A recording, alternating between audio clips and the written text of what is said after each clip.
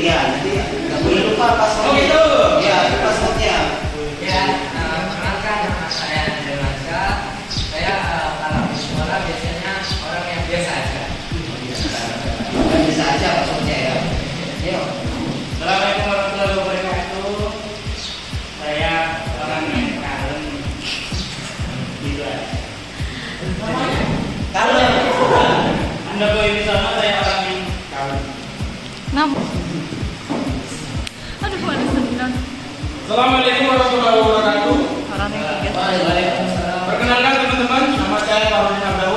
Saya di sekolahan sering dipanggil anak-anak tegas. Si paling Nama saya Nina. Kalau di sekolahan saya ini terkenal sebagai orang yang semangat ya. Semangat. Nggak dianggap. Ini ya. Nah, jadi di sini adalah individualisasi adalah seorang pendidik Ih, bener. menyadari pesan didik untuk memiliki keunikan dan menunjukkan kepedulian dengan mengakomodir keunikan tersebut dengan beragam aktivitas dan pendekatan yang dilakukan di kelas. Itu terus. Nah, dari itu kita akan tahu seperti itu ya. Individualisasi sudah paham seperti ini? Paham ya? Ada penjelasan. kemudian keunikan. Keunikan yang dimiliki siswa bisa bersumber dari ragam modalitas belajar, perbedaan tipe kecerdasan, karakter, kondisi psikologis, atau bersumber dari adanya perbedaan latar belakang pendidikan dan Tentunya ada yang didiskusikan yang berkontinu atau bisa berubah. Ada yang bisa jawab? Keunikan tersebutnya kita bahas. Ada yang berubah, ada yang terus seperti itu. Nah, bisa menjelaskan. Pandai melakukan pengamatan dan mengambil peluang yang tepat untuk memberi kesempatan berhasil kepada setiap siswa. Bahkan ketika seolah peluang untuk memberi kesempatan berhasil itu ada, maka seorang guru yang peduli dan Terang terulang. Kira-kira ada yang mau bertanya mengenai ini atau kita diskusikan dulu? Kalau dalam mengajar itu biasanya untuk memancing anak yang masih tidur. Nah, kita ciptakan peluang apa supaya anak itu bangkit, terus biar anak itu fokus. Nah, kira-kira ada yang mau didiskusikan? Silakan. Ada nggak yang tanyakan? Masih bingung ya? Oke, seperti ini saya jelaskan kembali bahwa ketika nanti kita menjadi guru, ketika kita berhadapan sama siswa, itu suasananya ada yang ribut, ada yang tim, ada yang tidur.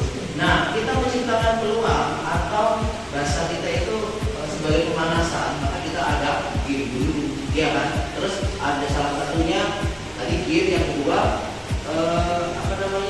bisa kita rangsang dengan pertanyaan-pertanyaan yang berkaitan sama matematika. Contohnya gini, misalkan ini donat ya. Ini apa kira-kira donat? Nah, kira-kira donat ini bisa menjadi berapa? Tergantung pecah. Misalkan 1 dipecah jadi 4. Berarti kalau dalam matematika 1/4. Nah, maka itu salah satu bentuk ciptakan peluang untuk merangsang supaya anak itu bisa memikirkan yang difokuskan. Paham sampai sini? Oke. Terus saya jelaskan lagi tentang ciptakan peluang contoh kecil. Misalkan dalam pelajaran TTQ ya, itu peluang hari ini ada event lomba TTQ tingkat kabupaten. Nah, pasti anak-anak ada yang iya ya, aku harus selalu menang. Kalau menang di sini jalan dengan tulus misalkan 5 juta gitu kan. Nah, maka dia akan semangat. Seperti itu salah satu ciptakan peluang supaya anak itu nanti semangat lagi. Terus bisa dikaitkan ke yang lain. Seperti itu. Ya, sampai sini ditanyakan? Ditanya Pak. Lanjut. Kadang kita ada siswa yang memang benar-benar kita Pak, dan peluang kita sangat luar biasa karena mereka bisa membantu kita untuk mengajarkan kepada anak-anak yang lainnya. Tapi bagaimana cara kita menciptakan peluang bahwasanya nanti ketika anak-anak itu mengajarkan orang lain, malah mereka lebih bersifat sombong Pak. Jadi seolah-olah dia yang paling pintar di kelas Pak.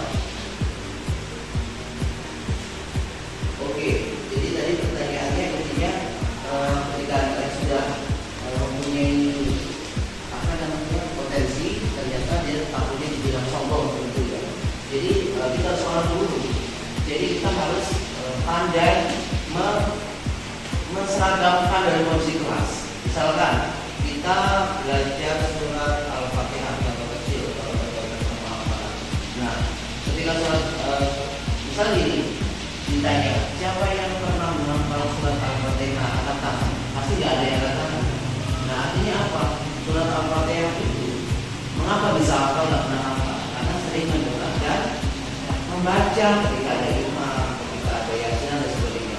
Artinya dari situ kita pahamkan ke anak, oh ternyata menghafal itu bukan ini sudah pelan-pelan, sudah apanya dikit. Artinya keseriusan membaca atau mengulang-ulang. Mengapa kita surat Al-Fatihah itu hafal dan menghafal? Karena sering ulang-ulang. Maka yang sudah hafal itu dia terasa biasa, dan yang belum itu merasa oh iya ya harus banyak membaca lagi, harus banyak melakukan. Paham di sini? Namun teman-teman ada yang nambahin tentang pertanyaan Mas Udi? Karena mungkin mau nambahin itu ya. Kita anak itu belum pernah, padahal kadang ketika mau minta peluang baru, misalkan SPG baru, kadang ragu, kadang melihat kadang ada yang anak yang sudah duluan, ada yang ini, itu yang kadang ragu-raguannya.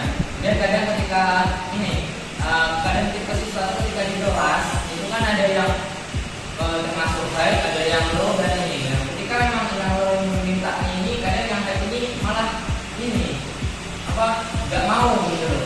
Jadi kadang bingungnya di situ ketika kita ngobrol itu antara yang low dan ini. Kadang kita mencetakkan untuk yang baik, yang low nggak nyampe. Ketika menyampaikan yang low, yang baik dia nggak mau lagi gitu.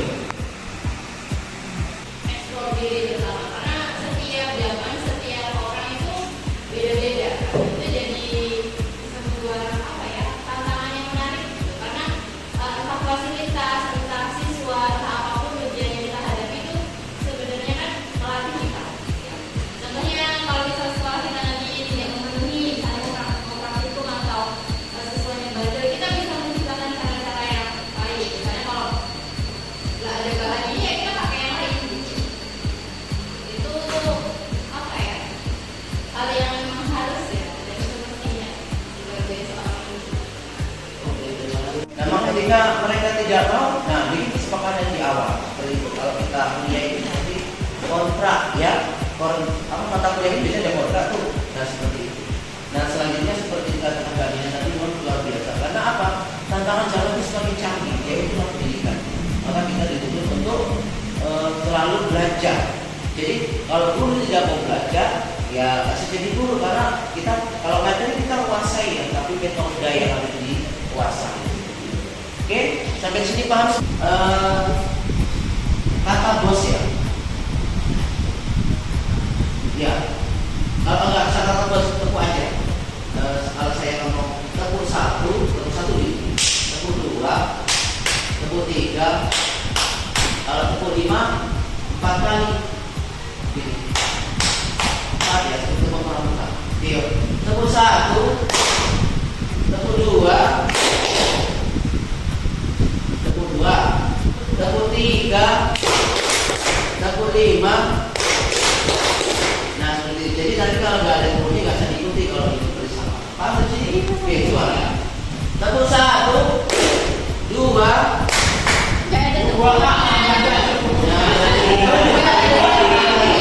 Ada yang males, ada yang tiduran, ada yang pinter, ada yang bisa nyanyi dan lain sebagainya. Bahkan itu bagaimana caranya kita sebagai calon guru untuk bisa menjaga supaya tertib bahkan nyaman saat belajar. Salah satunya itu.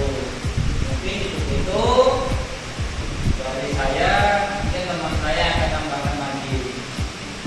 Baiklah, saya akan menjelaskan tentang mungkin yang penting poin B, yaitu menciptakan peluang. Jadi sebagaimana tadi sudah dijelaskan bahwa ketika kita nanti menjadi seorang guru, hendaknya ketika masuk kelas harus melihat peluang, karena masing-masing anak mempunyai keunikan tersendiri. Seperti kita melihat peluang, ada yang mungkin mempunyai keunggulan dalam bidang A, kemudian mempunyai keunggulan di bidang B dan lain sebagainya, maka kita harus melihatnya sebagai peluang, bukan malah sebagai beban bagi guru. Kadang-kadang seorang guru itu ketika anaknya itu banyak keahlian malah pusing sendiri. Di samping itu karena mungkin tapi fasilitas yang kurang memadai.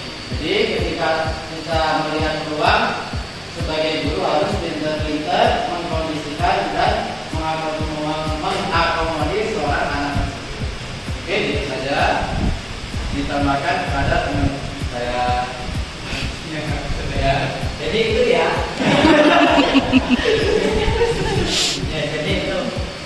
Jadi kita masuk ke individualisasi. Jadi memang ya setiap dalam kelas itu kita sebagai guru atau pengajar harusnya mengetahui sifat siswa masing-masing atau individualis siswa masing-masing. Karena apa di situ sebenarnya agar ketika pembelajaran atau bisa membentuk karakter siswa menjadi lebih bagus lagi. Misalkan ketika dalam pembelajaran dan lain sebagainya. Jadi kita harus dituntut bagi guru harus sering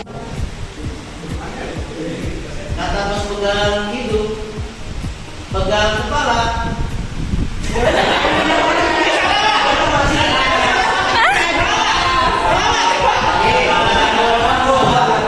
Pegang dagu. Apa deh? Dagu. Mana dagunya? Oh, masih belum kopi kita mencoba. Oke. Ada bos-bosnya kan? Semuanya konsentrasi ikuti saya. Oke, pegang mulut, pegang hidung, pegang kaki, pegang buku. Satu jiwa.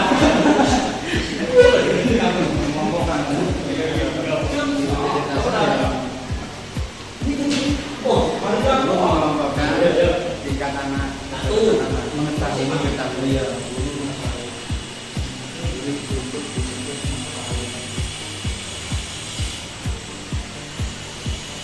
5 menit lagi ya. Saudara, mesti makan malam. Tidak boleh makan di kelas itu. Kalau sudah setiap kelompok di sebelah sini ya, semua masing-masing kelompoknya. Saya akan jelasin. guru harus menguasai yang pertama adalah metode. Boleh. Ya, guru harus pandai melihat peluang. Kenapa? Biar apa? Biar terbentuk apa? Kecerdasan siswa, yaitu guru di sini ini agar terbentuknya kecerdasan siswa, kemudian karakter, kemudian kondisi psikologis siswa juga, dan latar belakang pendidikan secara ekonomi dan ini. Kemudian capaian yang kedua apa? Guru harus menguasai berbagai metode. Gunanya apa? Agar hal semua yang ada di sini tadi, kecerdasan dan sebagainya ini tercapai dalam pembelajaran. Akomodir keunikan. Jadi ada 6 poin kurang lebih di dalam kita mengetahui akomodir keunikan. Yang pertama adalah kecerdasan. Ketika kita masuk kelas, guru harus mengetahui bagaimana kecerdasan tingkat anak. Jadi jangan sampai kita nggak tahu. Yang kedua yaitu adalah karakter. Nah, kita harus karakter anak karena nggak semua anak itu pintar, nggak semua anak itu baik semua. Ada yang nakal, ada yang bandel, ada yang suka tidur dan lain sebagainya. Terus yang kemudian yang ketiga, kondisi psikologis. Kita harus tahu kepribadian anak-anak tersebut. Apakah dia lagi ada masalah atau dia lagi ceria dan lain sebagainya. Kemudian yang keempat adalah dari latar belakang pendidikan. Nah, biasanya anak-anak yang dari negeri contohnya kalau masuk swasta itu biasanya minder. Kalau saya masuk swasta, nah maka guru harus mengasih motivasi, mengasih semangat agar mereka itu tidak minder dan tidak patah semangat. Yang kemudian yang selanjutnya yaitu ekonomi keluarga. Jadi kita sebagai guru tidak harus mengetahui di dalam kelas saja, tapi juga harus tahu kondisi ekonomi keluarganya, apakah mampu atau tidak mampu, seperti itu. Sebagaimana kita lakukan hari ini. Kemudian yang terakhir adalah sosial, lebih fokus kepada sosial lingkungan rumah. Jadi bagaimana anak tersebut bisa terakomodir. Jadi kita tahu bagaimana lingkungannya di rumah, apakah dia bergaul dengan orang-orang yang baik dan lain sebagainya. Itu adalah beberapa poin inti dari akomodir keunikan. Itu saja penjelasan dari kelompok kami. Saya ucapkan terima kasih. Oke, kasih tepuk tangan. Semuanya masing-masing sesuai kelompoknya. Siswa terus menciptakan peluang. Artinya apa? Dari kekurangan atau kelebihan, maka kita kaitkan sama ilmu ilmu Allah sama hadis-hadis Rasulullah. Maka dari itulah kita ketika anak yang apa namanya mungkin bisa dikatakan itu mereka ternyata Allah pun menciptakan manusia beraneka ragam. Misalkan ada yang dia itu penakut dan sebagainya, maka teman-teman semuanya akan lebih menerima sehingga tidak ada yang merasa dibully seperti itu. Mengapa mereka saling bully? Karena dia tidak sadar hakikatnya manusia yang hidup di muka bumi seperti itu. Coba kalau dia tahu mengenal itu kan dosa kan dia kan itu hibur yang bisa diambil seperti itu manfaat dari pembelajaran dari itu. Oke, mungkin ini yang bisa Bapak saya jelaskan. Silakan kembali ke pertanyaan materi ya. Dan silakan yang ingin mengatakan. Sebelum kita tutup, mungkin kita ada tim lagi ya. Jadi kataku sebelum sudah ya. Terus lagi. Ada ibu. Nah, timnya seperti ini ya. Silakan berdiri semuanya. Oke ya.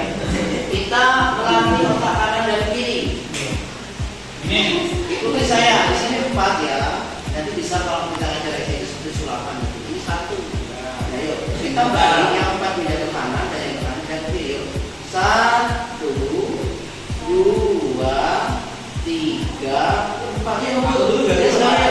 1, 2, 1, 2, 3, 4, 5. Karakter, sosial ya kan? Terus apa lagi? Kalau yang ciptakan tulang di situ ada namanya kita ada empati. Ketika menciptakan tulang berarti kita ada empati yang selanjutnya itu ada peduli ya kan? Dan masih banyak lagi kata-kata kunci dalam pembelajaran hari ini seperti itu. Jadi anak-anak ketika nanti teman-teman jadi guru, dia akan mengingat, oh berarti kita ingin belajar seperti itu. Artinya akan menumbuhkan dia belajar sepanjang hayat dan saling menghargai sesuai dengan profil Pancasila apa, tidak boleh membuli, tidak boleh mengolok-olok seperti itu. Kita kaitkan sama ayat-ayat Allah itu karena perbedaan itu adalah rahmat. Oke, mungkin cukup sampai di sini yang kita bisa materi ini. Mudah-mudahan bisa bekal nanti ketika teman-teman semuanya jadi guru. Oke, saya akhiri.